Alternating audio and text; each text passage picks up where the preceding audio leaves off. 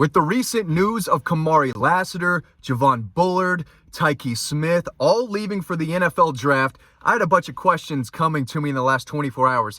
Matt, where does Georgia go in the secondary? What are they going to look like next year? Are they in trouble? I don't think so, and I'm going to break that down in today's video. Let's talk about it, right? First off, you got to realize, at Georgia, unlike at Florida State and other programs across the country, it's next man up, and the standard doesn't change, right? You replace, you rebuild at all positions, right?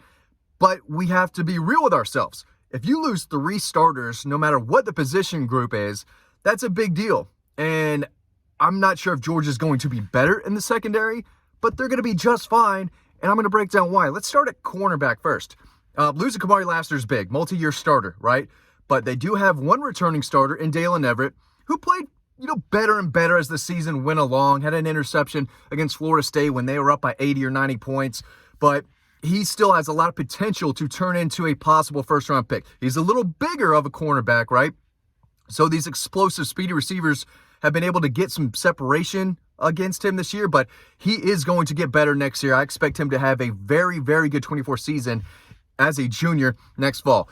The other cornerback position is up for grabs. Julian Humphrey is another, lightning quick, explosive, out-of-state guy that they pulled out of Texas a couple years ago. He played more and more as the season went along. He's got some experience now, and so does Daniel Harris. We saw him a little bit in the Florida State game as well. Probably the biggest cornerback, maybe, not only in Athens, but across the SEC.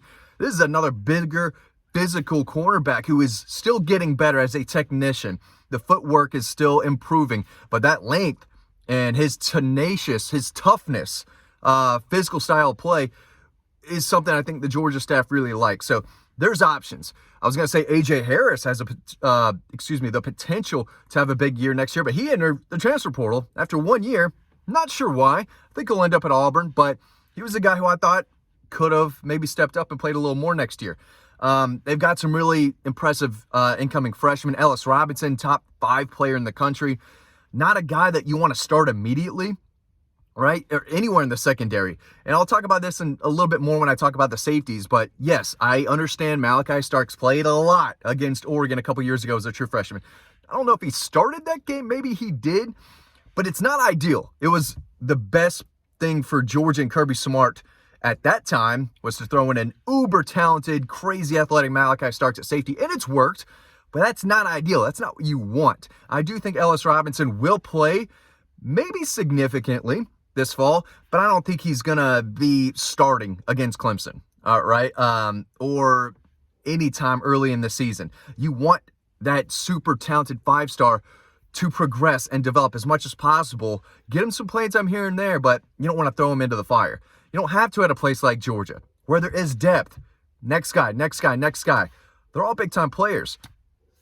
Justin Rhett is a cornerback that I think is still coming along a little bit. There are guys. And, without Nyland Green, without A.J. Harris, it opens up the, potential for a lot of these younger players to, step up and see what we're made of. At safety, you do have Malachi Starks, right? No doubt about it. I think Dan Jackson is coming back for his 10th season. I don't think he's announced for the draft yet, but he's a guy who's been around. He's a veteran. He brings a lot of experience, big game experience to the table. I think he would start at one of those positions. But Janelle Aguero is a young safety that I've just continued to hear a lot about. He played some against Florida State. Hard-hitting, physical, intimidating safety who I think is going to earn a starting job at some point. Maybe it's next year. Maybe he has to fight off David Daniel Sisabon, former 4-star out of Woodstock High School, who's played a little bit here and there. He's more of a big hitter compared to a guy who can cover a lot in the back end, but there are options. I know everyone wants to, see KJ Bolden as well. And like Ellis Robinson, you don't want to throw him into the fire real quick. You want him to continue to learn and have that playbook memorized before he hits the field. Same with DeMello Jones. Crazy athletic, a lot of potential, high ceiling, a guy who's going to see the field eventually.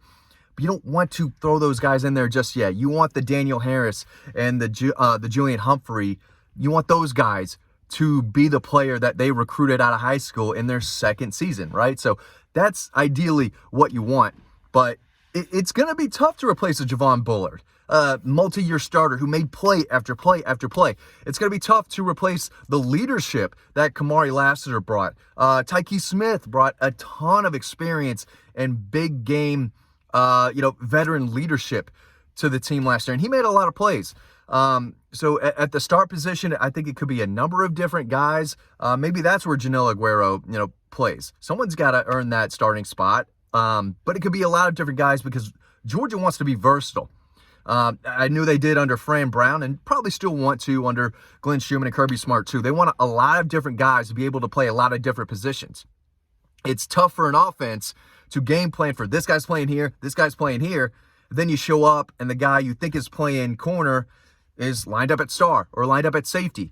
So, and that's what Georgia does. They've got so many great defensive minds on that staff, and they're only going to get better when you have multiple defensive backs who can play multiple, positions, depending on the scheme, what the offense is doing, the down and distance. If you've got guys who can play a lot of different positions, that's a nightmare for an opposing offense, especially a quarterback who's trying to figure out, okay, this guy is here, but he's playing over there. I thought he was at this position. Now he's playing over here. I mean, that's what they can do, but it takes, discipline, play, and it takes guys who are really athletic and have the ability, the football IQ to play multiple positions too. So I'm not sure they'll be better in the secondary next year, but there's no, what am I trying to say here? They're going to be fine. They're going to be fine, and they're going to be really good if the pass rush continues to, improve, right?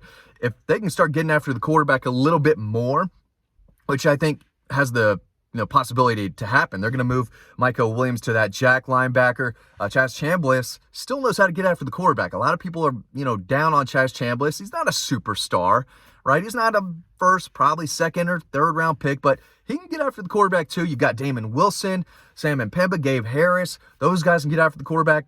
That's going to help the secondary for sure.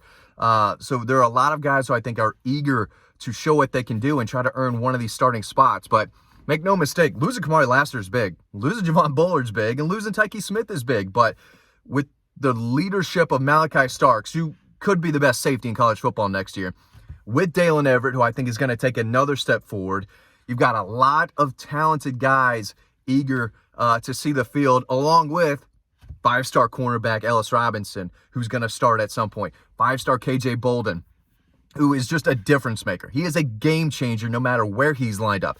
Georgia fans are going to want to see him, and they will see him next year, but I don't know if he's going to be starting next year. Maybe down the road, maybe at the end of his freshman season he could. That would be still really impressive.